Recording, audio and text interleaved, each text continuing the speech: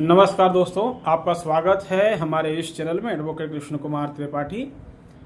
दोस्तों, कल हमने एक मैसेज डाला था, आप में से कई लोगों ने उसको पढ़ा भी था, जिसमें हमने कल दोपहर में 1 बजे से 3 बजे के बीच में कॉल लगाने का आपको कहा एक मैसेज स्टेटस डाला था यूट्यूब में, जिसमें हमने लिखा था कि आप 1 से 3 के बीच में हमें कॉल लगा सकते हैं और उसका 200 रुपये चार्ज हमने फिक्स किया था।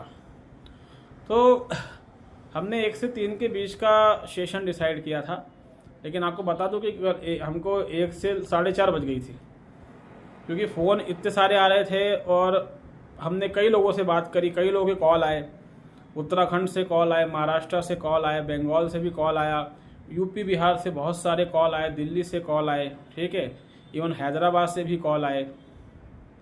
तो इस तरीके से बहुत सारे कॉल हमारे पास आए, बहुत सारे लोगों ने हमें फ़ोन लगाया और तरह तरह के लोगों ने अपने केसेस डिस्कस करे। सबकी कहानियाँ एकदम अलग अलग, और कई तो ऐसी कहानियाँ जो शायद मैंने पहली बार सुनी है। थोड़ा मेरा भी एक्सपीरियंस बढ़ा इन चीज़ों से। बहुत सारी उटपटांग कहानियाँ कि किस तरीके से मैट्रिमोनियल डिस्प्यूट्स में जो वाइफ हैं वो कैसे कैसे हथकंडे अपनाती हैं और किस तरीके से जो है अपने हस्बैंड और उनके फैमिली को फंसाने की कोशिश करती हैं। तो उसमें कुछ एक स्पेशल चीज़ मैंने सुनी, हालांकि मुझे पता है उसके बारे में पहले से ही, मैंने शायद वीडियो बनाया होगा इसके बारे में भी। उत्तराखंड से, देहरादून से एक शख्स ने हमें कॉल लगाया था। तो उन्होंने बताया उन पर FIR हुई, और FIR होने के बाद जो IO थी, एक lady police officer, IO sub inspector, तो उसने FIR होने के बाद उनसे लगभग 1.25 लाख रुपए ले लिए। ये उन्होंने हमको बताया कि FIR हो गई और वो इन्वेस्टिगेट कर रही थी, तो उसने 1.25 लाख रुपए हमसे मांगे और हमने डर के मारे दे भी दिए। ऐसे एक और शख्स का कॉल आया था, उनका यूपी से था। उन्होंने भी कोई ऐसी बात बताई, उनके ऊपर भी FIR हुई 498 वगैरह की, और जो उनके उसमें कोई IO था उसको उन्होंने लगभग 40,000 रुपये दिए। तो ये बातें भी कई लोगों ने बताई। ऐसा है कि जब कभी भी आपके ऊपर पुलिस में FIR हो, चाहे किसी भी केस में हो, मैं सिर्फ मैट्रिमोनियल केसेस की ही बात नहीं कर रहा, मैं किसी भी तरह के केस हो उनकी बात कर रहा हूँ। तो जब कभी भी FIR हो, आपको पुलिस को, इन्वेस्टिगेटिंग ऑफिसर को पैसा नहीं देना है। ये आप बहुत बड़ी गलती करते हैं, पता है, बहुत बड़ी गलती होती है भाई। पैसा कोई पेड़ पे उगने वाली चीज़ तो है नहीं कि तोड़ा और दे दिया। ये आपकी मेहनत की कमाई होती है, आप भी जानते हैं, ठीक है। अगर आपको एक दिन में 5,000 भी कमाना पड़े तो आपको बहुत मेहनत करनी पड़ती है। जो भी आपकी सैलरी है, अगर उसको डे टू डे डिवाइड किया जाए, मालूम पड़ा आप एक दिन का 1,500 कमाते हैं, महीने का 45,000 कमाते हैं, एक दिन का 2,000 कमाते हैं, महीने का 60,000 कमाते हैं, एक दिन का 5,000 कमाते हैं, महीने का 1.5 लाख कमाते हैं, जो भी आपका हुआ। तो आप दिन भर काम करते हैं, उसके बाद आपको वो जो पेमेंट है वो भी 30 दिन के बाद मिलता है, 1 महीने बाद आपको मिलता है। और आप क्या करते हैं कि आपको लगता है कि आप उसको पैसा देंगे तो आपको बचा लेगा। कोई कुछ नहीं करते, वो कोई नहीं बचाएंगे वो आपको। जितने भी केसेस इंडिया में चल रहे हैं, चाहे मैट्रिमोनियल केसेस हों या दूसरे क्रिमिनल केसेस, किसी भी केस में पुलिस कभी भी इन्वेस्टिगेशन नहीं करती है, ठीक है। ये इतना गंदा ट्रेंड इंडिया में चला है पिछले कई सालों से। हम तो खैर अभी इस फील्ड में आए हैं, हमको 7-8 साल हुआ है, लेकिन जब हम कई फाइलें पलटाते हैं और देखते हैं तो एक चीज़ ये समझ में आती है कि किसी भी केस में पुलिस कोई इन्वेस्टिगेशन नहीं करती है। उनको इन्वेस्टिगेशन करना आता ही नहीं है। मैं तो कहता हूं कि एक नियम बना देना चाहिए कि पुलिस जब चार्जशीट पेश करती है तो उसमें पुलिस जो भी उसमें IO रहा है, जो भी इन्वेस्टिगेशन ऑफिसर रहा है, चार्जशीट के साथ वो एक अपना पूरा एफिडेविट दे और उसमें वो कारण लिखे कि ऐसे क्या कारण पाए गए जिससे उसको लगता है कि जिसके ऊपर आरोप है वो सच में अपराधी है। ऐसा कोई नियम आना चाहिए, क्योंकि फिलहाल में तो ऐसा कुछ होता नहीं है। ऐसी कोई चीज़ वर्तमान में होती नहीं है, देखने को नहीं मिलती। अभी ऐसा होता है दोस्तों कि जब कभी भी किसी व्यक्ति पर एफआईआर होती है तो पुलिस एफआईआर लिख लेती है। उसके बाद एक फॉर्मेलिटी, औपचारिकता निभाते हुए पुलिस उसमें चार्जशीट पेश करती है।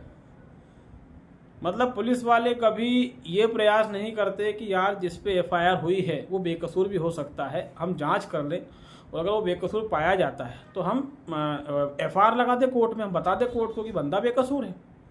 कभी नहीं करते वो। जितनी भी 498 की एफआईआर पूरा ऑल ओवर इंडिया में हुई हैं, आप 1983 से उठा के देख लीजिए। 1983 में ये कानून आया था, 1983 में, तब से लेके आज तक आप सारी 498 एफआईआर जो भी हुई है, आप चाहे तो कोई सर्वे कर लें, या फिर जो एनसीआरबी है, national crime record bureau new Delhi, वहाँ पर एक आरटीआई लगा के पता लगा सकते हैं, या अपने शहर में आरटीआई लगा पता लगा सकते हैं, जहाँ भी आपको सुविधा मिले, कि कितनी 498 की एफआईआर में पुलिस ने एफआर लगाई है कोर्ट में। आपको 1% भी नहीं मिलेगी, 1% भी आपको नहीं मिलेगी, क्योंकि वो कोई इन्वेस्टिगेशन करते ही नहीं है। वो क्या करते हैं, एफआईआर हुई, ठीक है, एफआईआर होने के बाद महिला को बुलाएंगे, उसके बयान ले लेंगे, 161 में बयान दे जाएगी। फिर जो है उसकी फैमिली के कुछ लोगों को बुलाएंगे, उसके माँ बाप भाई वगैरह, उनके बयान ले लेंगे, ठीक है।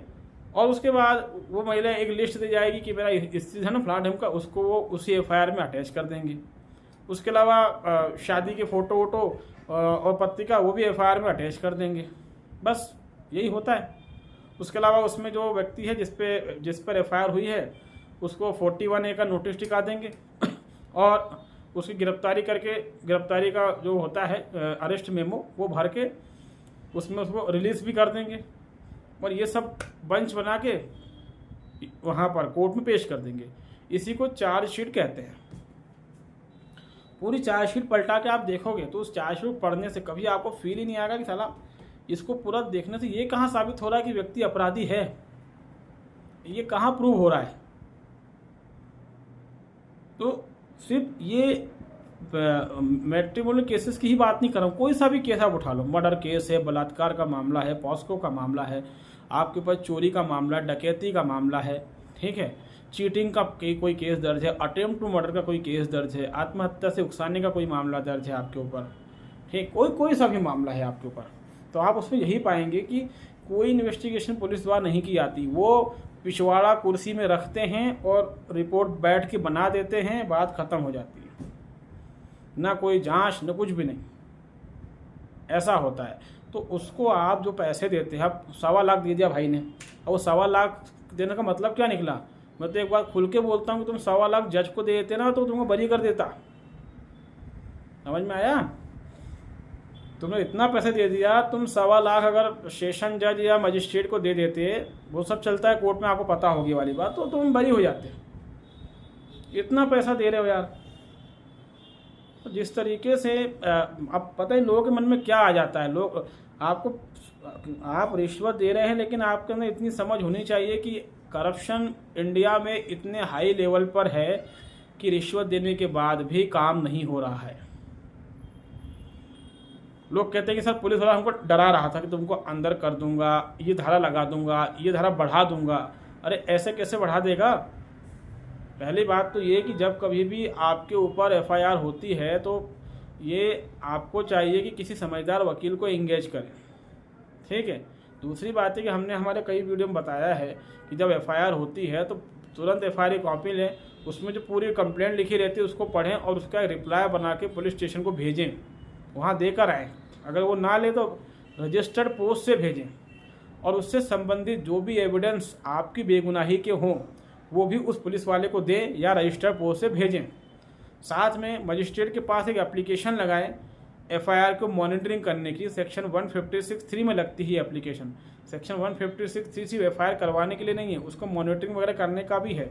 वो उसमें एप्लीकेशन दें और मजिस्ट्रेट से कहें कि जो ये इन्वेस्टिगेशन चल रही है मेरे खिलाफ, उसमें मेरे एविडेंस को भी रिकॉर्ड में लिया जाए। मतलब ये कितनी हैरानी की बात है कि इंडिया में पुलिस इन्वेस्टिगेशन तो करती है बट वन साइडेड करती है।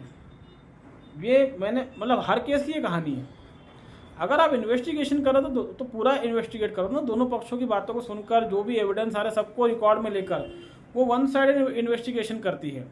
जो पीड़ित है उसको बुलाएगी, उसके रिलेटिव को बुलाएगी, उनके बयान लेगी और उनके पास जो कुछ भी एविडेंस होगा वो लेगी और वो सब क्लपिंग करके कोर्ट में भेज देगी। बोलेगी हमने चार्जशीट फाइल कर दी, अब लड़ो मरो कोर्ट में जाओ।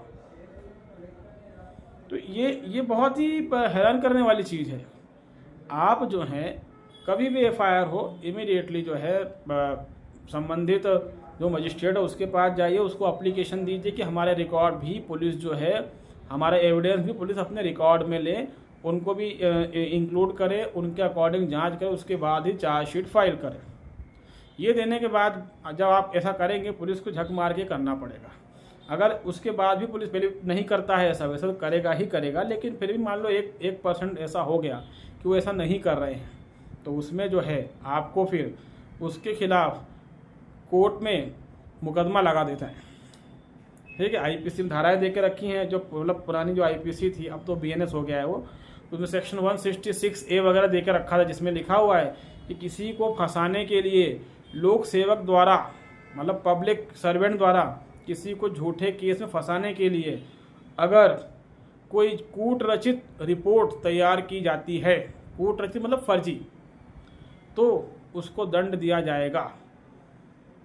ठीक है, तो अगर आपने एविडेंस दिया उसके बाद भी वो उल्टी पुल्टी चार्जशीट पेश कर रहा है, चार्जशीट को चैलेंज कीजिए, उसके खिलाफ एक मुकदमा लगाइए उस बंदे के खिलाफ जो आईओ था कि हमारे एविडेंस इसको दिए थे, उसके बाद भी उसने नहीं लिए।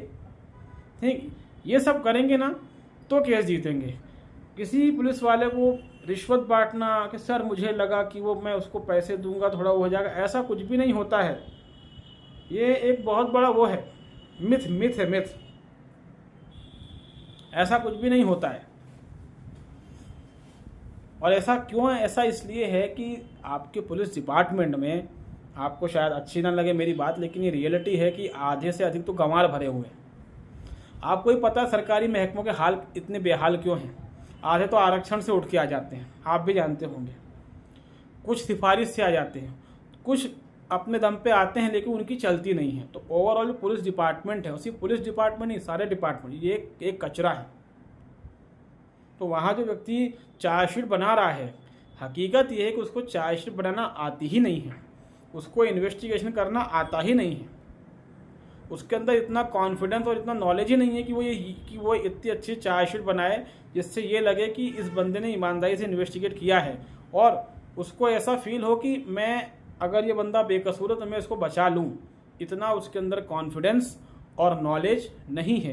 यही कारण है कि अगर आप उसको पैसा देते हैं कि ले 1.25 लाख रख, 50,000 रख, 2 लाख रख, कोई मतलब नहीं है, कुछ नहीं होगा, कुछ भी नहीं होगा। इस चीज़ को ध्यान रखें। तो कभी भी ऐसी कोई चीज़ होती, मतलब आपके साथ घटना घटती है जहाँ एफआईआर हो चुका है और आप सोचते हैं कि उसको ये दे दूँ वो दे दूँ, मैं तो इसको रिकमेंड नहीं करूँगा। मैं तो यही बोलूँगा कि इमीडिएटली आप एफआईआर हो चुकी है, जो भी कोर्ट के माध्यम से कर सकते हैं वो करें, वो ज़्यादा बेटर है। ठीक है, उससे अच्छा ऑप्शन कुछ नहीं है। 2-4 हज़ार रिश्वत अगर दे देते हैं तो ठीक है, अगर उसमें कोई छोटा मोटा काम हो जाता है ठीक है, लेकिन इससे ज़्यादा की तो मैं कभी बात करूँगा ही नहीं। मैं तो 1 रुपया रिश्वत देने की बात नहीं कर रहा हूँ।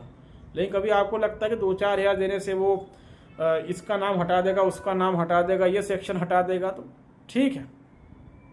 अदरवाइज आपके पास पुख्ता सबूत है और जानबूझ के उसको हम पुलिस वाला ऐसा सेक्शन लगा रहा है जिसका हमसे कोई कनेक्शन नहीं है। ठीक है, जिसमें हमने कोई अपराध किया ही नहीं हो, वो सेक्शन खतरनाक है, लेकिन हमारे पास पुख्ता सबूत है कि हमने वो क्राइम किया ही नहीं है, तो उसमें फिर आपको सीधे कोर्ट की शरण में चले जाना चाहिए। हमारे यहाँ सबसे बड़ी दिक्कत यही तो है कि जब मुकदमा दर्ज होता है तो उसको उसी स्टेज में हम चैलेंज नहीं करते हैं, एडवोकेट चैलेंज नहीं करते हैं। मुकदमा दर्ज हो गया उसको चलाना शुरू कर देते हैं, कभी देखते नहीं चार्जशीट जो बनाई है वो कितनी सही है, कितनी गलत है, कितनी अकॉर्डिंग टू लॉ है। तो बस यही कहना है कि जब भी आपके ऊपर कोई एफआईआर वगैरह हो, आप उसमें पुलिस को सहयोग करें, एफआईआर में नज़र रखें, आरटीआई वगैरह की सहायता लेते रहें, उसके माध्यम से जो भी डॉक्यूमेंट निकलवा सकते हैं निकलवाएं, कोर्ट की शरण में जाएं और कोर्ट से रिक्वेस्ट करें कि निष्पक्ष जांच होनी चाहिए। मगर पुलिस को किसी भी तरह की रिश्वत, कोई मोटा अमाउंट ना दें, ठीक है। ऐसा करने से सिर्फ आप अपना नुकसान नहीं करते, पूरे देश का नुकसान करते हैं। अब जिस पुलिस वाले को लत लग चुकी है कि बिना रिश्वत वो चार्जशीट बनाएगा ही नहीं, वो न जाने कितनों की लाइफ बर्बाद कर देगा, तो कभी भी ये गलती ना करें। तो उम्मीद है हमारा ये वीडियो आपको पसंद आया होगा। आप अगर हमारे चैनल में नए हैं तो इसको लाइक करें, इसको सब्सक्राइब करें, इसको शेयर करें दोस्तों। तब तक के लिए धन्यवाद, नमस्कार।